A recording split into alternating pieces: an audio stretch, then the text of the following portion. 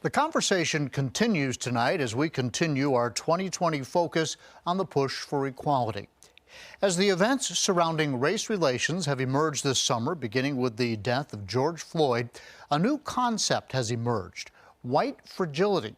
It's the idea that whites simply can't talk about race. Taken further, the woman behind the idea says it's because whites have created a system to maintain white advantage. White fragility is not weakness per se. In fact, it is a powerful means of white racial control and the protection of white advantage. Robin DiAngelo's book, White Fragility, shot to the top of bestseller lists as African Americans cried out for racial justice and took to the streets during the summer of 2020. If Martin Luther King walked, we can walk. And while they marched, White Fragility sought to explain the root of the problem, calling racism a system and not an event, a system white people use to maintain the status quo even though they don't want to admit it. Consider, for instance, a workplace seminar on racial sensitivity. Whites will often say, "I'm colorblind. I judge people by their character and not the color of their skin. I don't care if a person is white, black, purple, or polka dotted. My best friend is black. I marched in the 60s. According to DiAngelo, none of that matters. If you are white, you are still racist.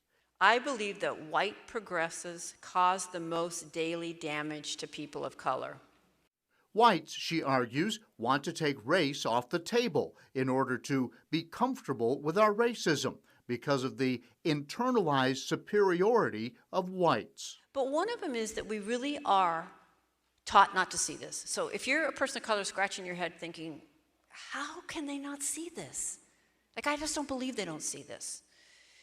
We actually really don't see it. Oh, and hell yes, we know it. And we do see it, but we cannot admit that.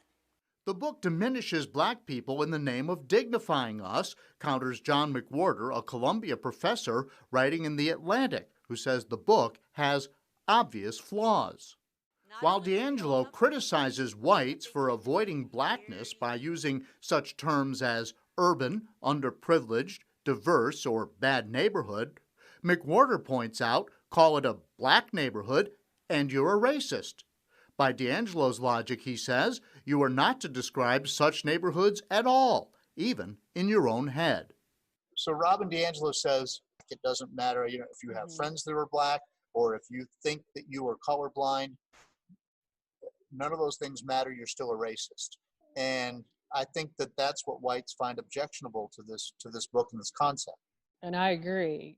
The difficulty of defining the right and wrong of white fragility isn't lost on Melinda Whitlow, a doctor of nursing practice at UVA who participated in a white fragility study group this summer, where answers did not come easily. She also says this is on a continuum, that it's something that will probably never end as far as racism. And so a lot of us reading the book wanted to know, well, how do you do that? And we couldn't find the answers. While there are clearly issues that need to be addressed, and racism is not a pleasant topic for most, Whitlow says the book does move the needle.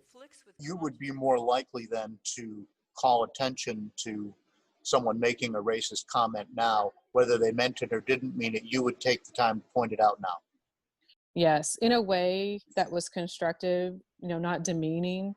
So, while DiAngelo says whites just can't help but be racist, so they should just stop being defensive, and the book's detractors like McWhorter say DiAngelo has white Americans muzzled, straitjacketed, tied down, and chloroformed for good measure, people like Whitlow just want to find solutions.